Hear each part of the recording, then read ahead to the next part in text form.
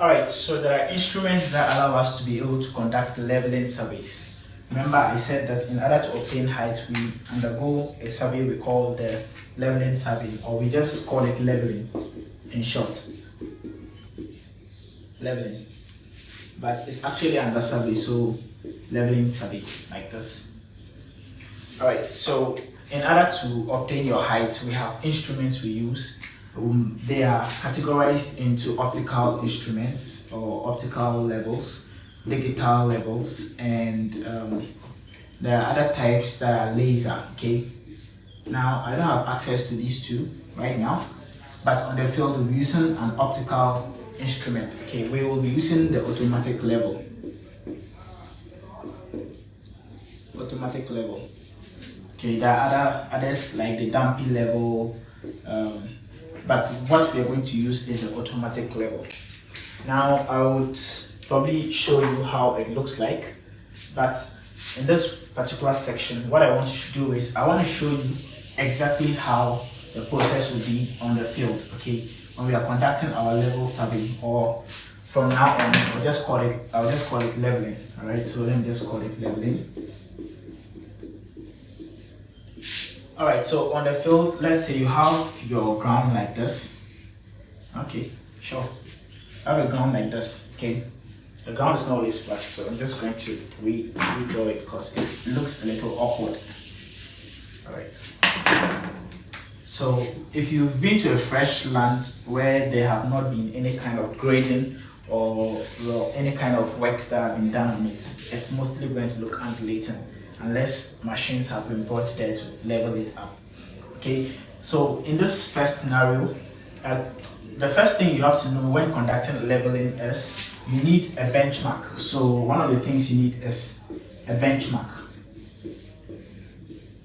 Now I hope you remember in the other section where I was telling you about the datum. Okay, now the datum, I didn't mention this, but the datum is actually, in Ghana we use the mean sea level as our datum, which means that we've measured the sea, the high tides and the low tides. We've measured the heights of the tides for a long period of time. It could even take decades, and then we find the average of the tides.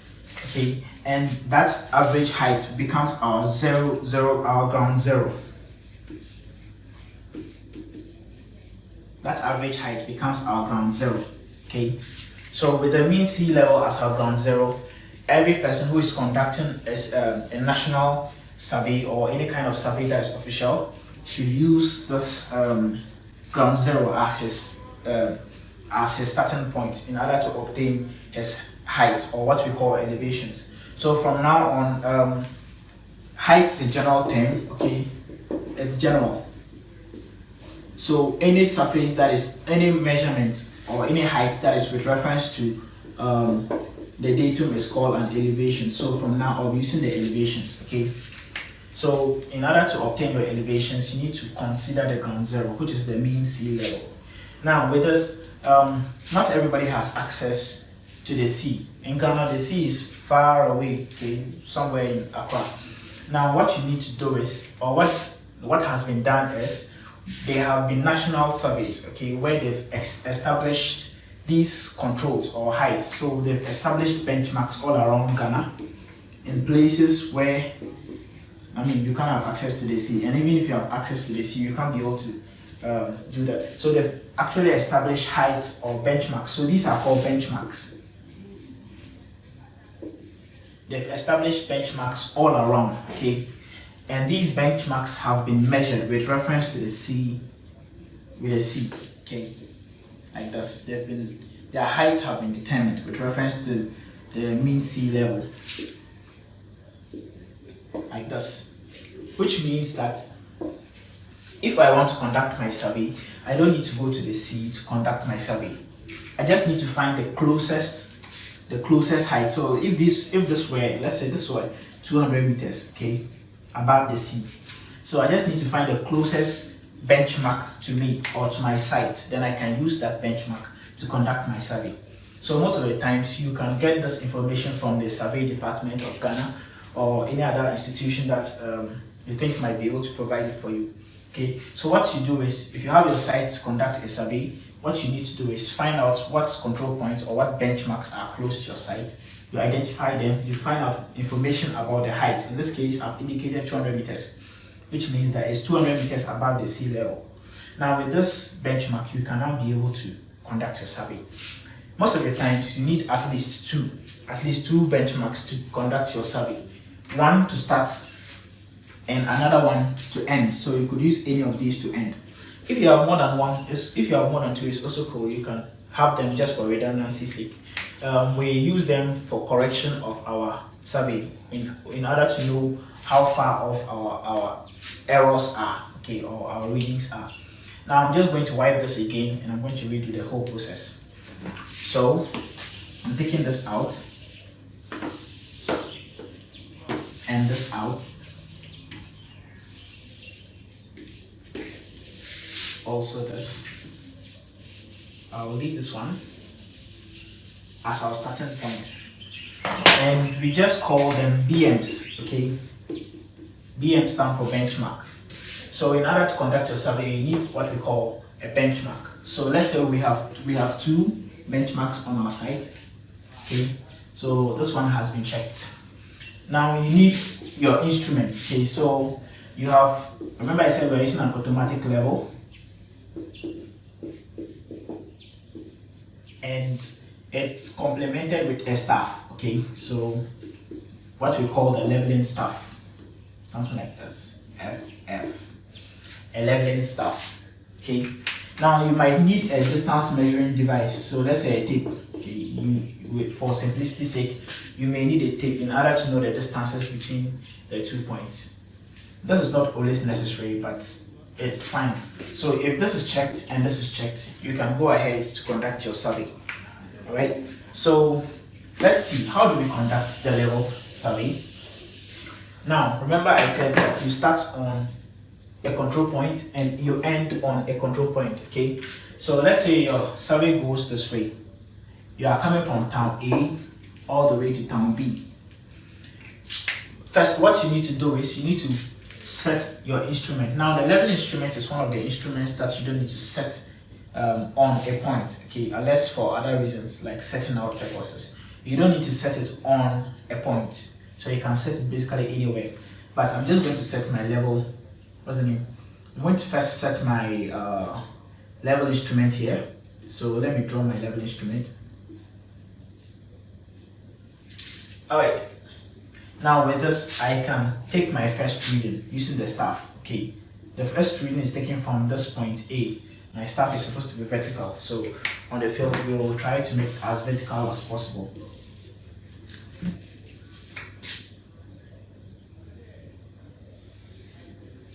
Alright, so from this starting point we take our first reading,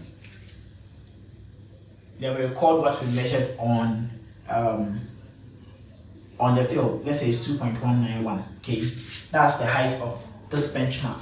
So this is the first part. You take your first reading from the benchmark, then subsequently you start taking your points along maybe a certain interval depending on how you've planned your survey to go.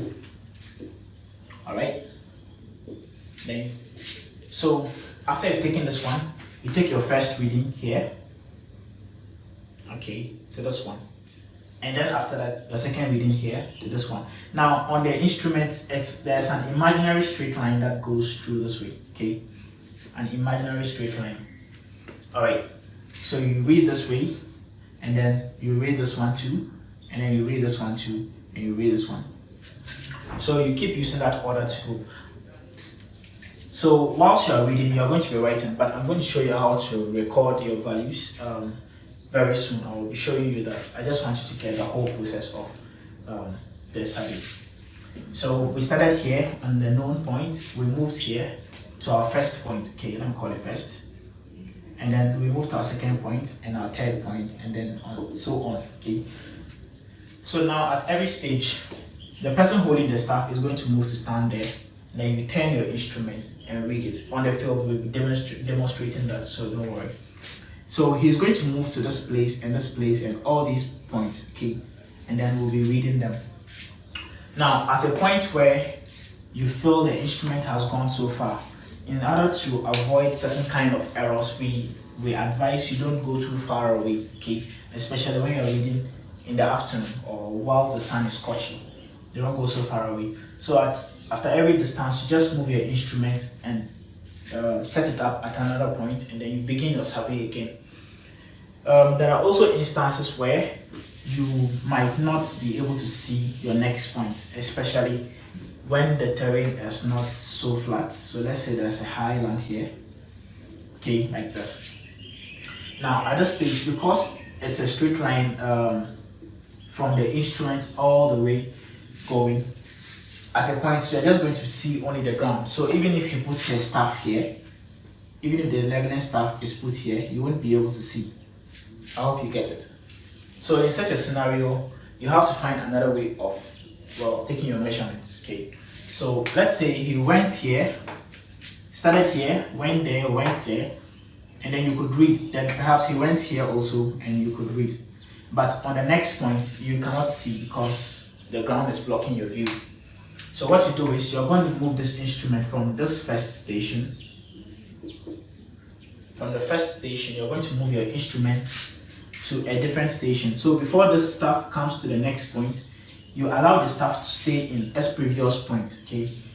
So at this previous point, we call it a foresight. That's where you are ending this line of survey. Now, you come to set, just wipe this part. Now you come to set your instrument on a new ground. Like this, right? And from this place, remember we always have a straight line moving, right? And so from this place, you can still see your previous point where you ended at, which was your foresight. Now this becomes your backside again. I'll be explaining a little into that very soon. And then from your backside, you can now see the subsequent points. So let's say he comes to stand here, and then you measure, comes to stand here, you measure, comes to stand here, you measure, comes to stand here, measure, measure, measure, and then you come back to your final benchmark, okay, final benchmark, like this. That's where you end your survey on, then you read the final height, okay. Now when I say measure, measure, measure, I mean that when you look through the optical instrument, you see a certain height on the staff, okay, where your crosshairs falls. So your crosshairs probably fell on 2.121 over here. That's what you're going to record on your book, okay? Your crosshairs fell on, at this stage, it fell on 3.200. That's what you're going to record on your book, all right? Now you might have heard me saying backside and foresight. So I'm just going to wipe away our datum because we are not working directly with our datum. We are working indirectly with our datum. All right. So you might have heard me say backside and then foresight. Now the backside is the first reading you take at every station. The first reading you take. In this case, our backside was the benchmark because it was our first reading we took at that station. Whilst we set the instrument here, the first reading we took was to the benchmark. So that was our first reading. So it's the first reading at every station. Alright? And so you can guess what the foresight is. The foresight, as we kept moving on, we couldn't see any further. After this point, we couldn't see any further. So we tell the staff now to hold on. Let's move. So this person is going to keep the staff stable. Okay. So he's going to keep it stable. You want to move. After you've recorded this value, it's going to be called your foresight. So the foresight is the last reading. The last reading at every station. Okay. So this was our foresight for this station. Now we've moved here to a new station here. The first reading we are taking was to the same point, which makes it our backside again. And then we are moving. Now the last reading we take here becomes our foresight because it's the same station we stood and we're taking our reading. So the last reading is our foresight. Now what we have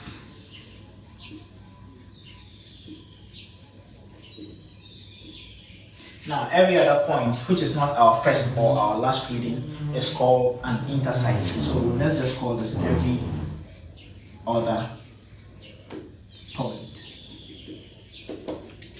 So every other point we take is an intersite, except in the situation where it's a backside or in the situation where it's a foresight. Every other point is an intersite. Alright. Yeah. So that's about it. Now I'm going to show you how to record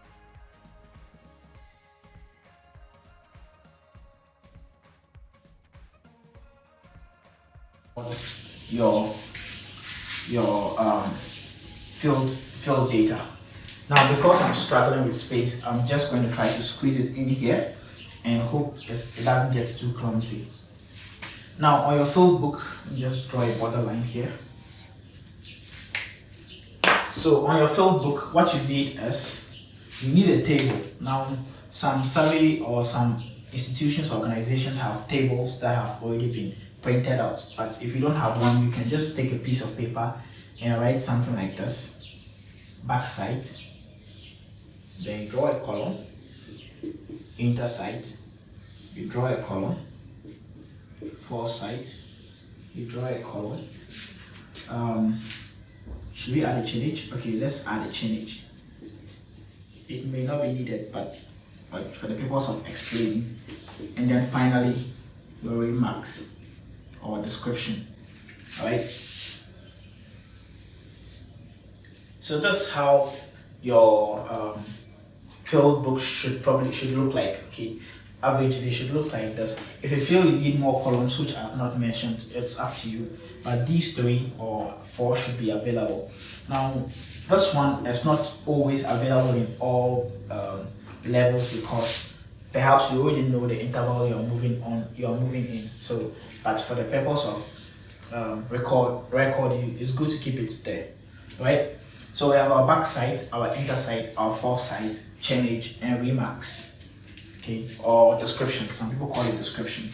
Now, if you consider this survey, we started on a benchmark. So I'm just going to give, I'm just going to create some tiny cells here so that we can write our values in each cell.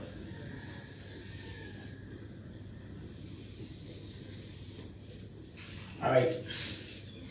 So for this first reading,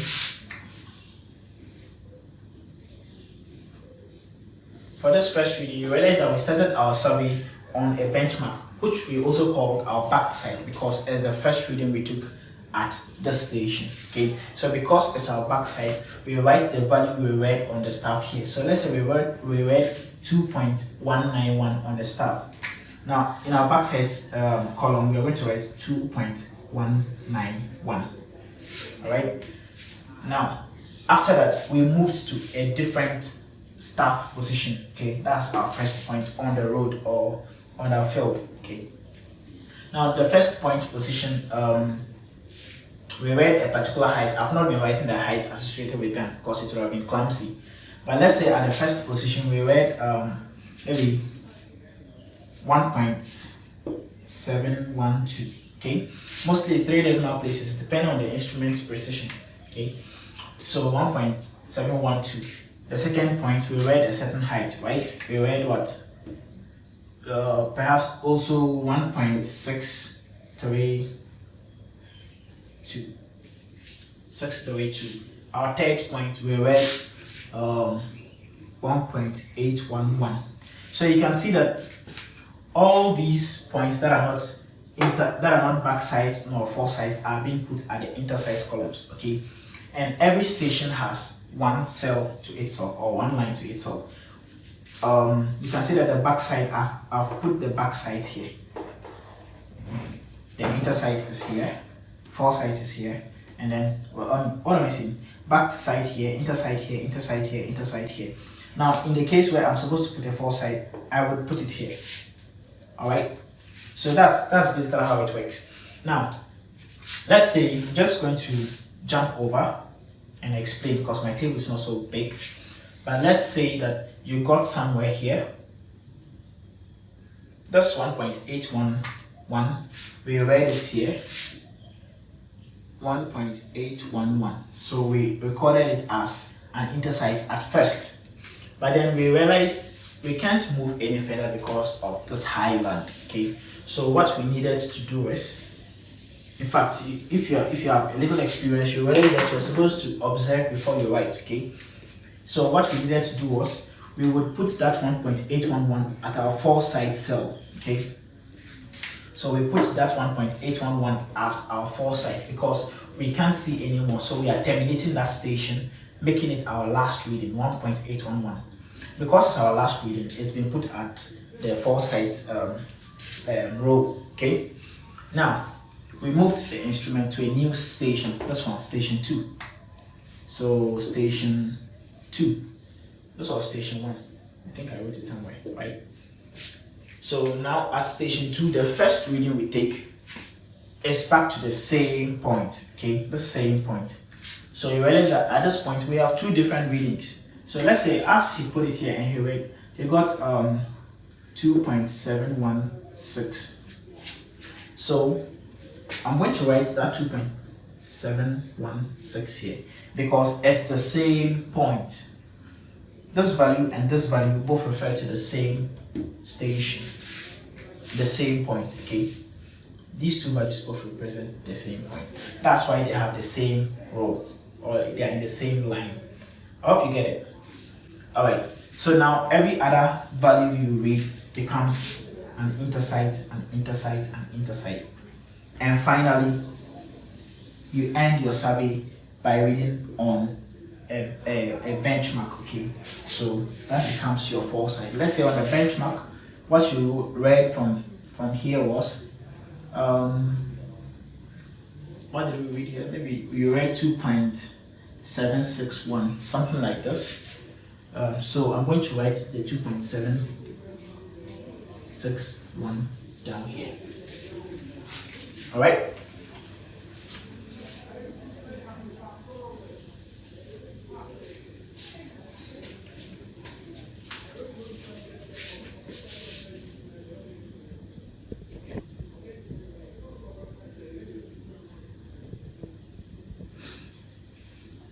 Okay, so I'm just going to move it a little up because my camera is not able to view everything. So finally, let's say you read the 2.761 up here. All right. So you've been filling this one. Now, if you had enough experience, you realize that you're supposed to be filling it line by line as you go. It's just that I wanted you to understand how to book these 3 columns. Excuse me, because they are very crucial. Okay, so for the changes, you realize that at your first station it was a benchmark. The benchmark doesn't necessarily have to be on your field or your station. Let's say this is supposed to be a road. Your benchmark over here doesn't have to be close to your road. Your benchmark would be somewhere far away from your road. Okay, so it doesn't necessarily, you don't need the distance to your benchmark. So this one we leave it empty. But at our station 1 here, so I would call it station 1 or point 1. Let's call it point 1. Point 1 was our 0th change. Okay. Point 2 was our 20th change. So 30, 40. This is our benchmark. So we are going to leave that one to empty. Now these are just distances. Change means distance. All right. These are just distances. And this is where you'll be explaining every other concern you have. Okay, point 3, which is also a change point. And then, oh, I skipped a row. Yeah. Okay, so you have more intersights. I only put these ones here because my table was not big. So let's say you have more intersights. So you probably call it point 4 all the way to point 6. Let's say it continued, okay, and then finally you ended on a benchmark again. So this benchmark mostly has a name or a height. So let's say this benchmark had a height of 200 meters, and this one has a height of 200 meters. Let's say 206 meters, like this.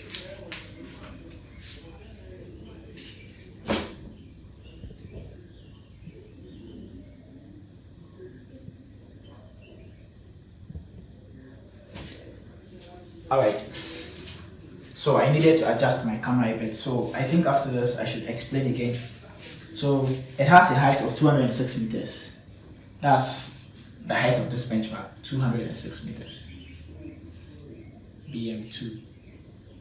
So every benchmark usually has a name and a height, okay.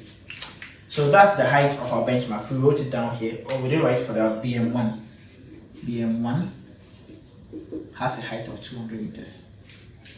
Alright, so now to quickly explain the whole process again. So basically that's the end of the survey. What is left is office work. So to quickly explain the process again, you first have these columns, okay, your backside, your interside, your foresight, your chainage, and your remarks. Now the backside is the first reading you take at every station. I've already established that, right? The foresight is the last reading you take at every station. The interside is every other reading you take, alright? The chainage are the distances you needed to move. So assuming this were a road, you probably measured 20 meters apart from each other. 20, 20, 20, 20 meters. So at every interval, you took your instrument readings. So 20 meters interval. Those are the changes. The remark column is for giving information about the points. Okay. So let's say the first one, you read on a benchmark. So you would have stated that this first reading was taken on a benchmark with a height of 200 meters. Alright? Meters. And then the second one was taken on point 1. Third one is also an interside taken on point 2. And then this last one, we took it on point 3, but we couldn't see anymore, so we had to change station and read a new backside again. So if you consider this,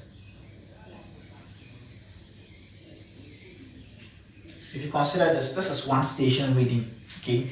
It started on the backside, ended on the foresight. That's the full station reading. If you consider this also, that's a new station reading. Started on the backside, ended on the foresight. I hope you get it. Alright, so the rest are just information regarding the station points, right? Alright, so now the next thing we'll be doing is I will demonstrate this on the field, and after that we would come back and then we will try to do the computations, okay? How to reduce these levels with reference to the sea level as I stated earlier. These levels are being taken, so you can see that they are not heights. I mean, they are not elevations, they are just heights, okay? 1.712 is obviously not the height from the sea level to that point. It's just a relative height, okay? So now what we are coming to do is, because we know that the 200 meters is above the sea level and we've been able to measure a particular height above that benchmark, then we'll be able to derive, I'll show you that in the next section, but we'll be able to derive the elevations of each of these points, okay? That's a pretty simple way to do it, so I'll be showing you that very soon.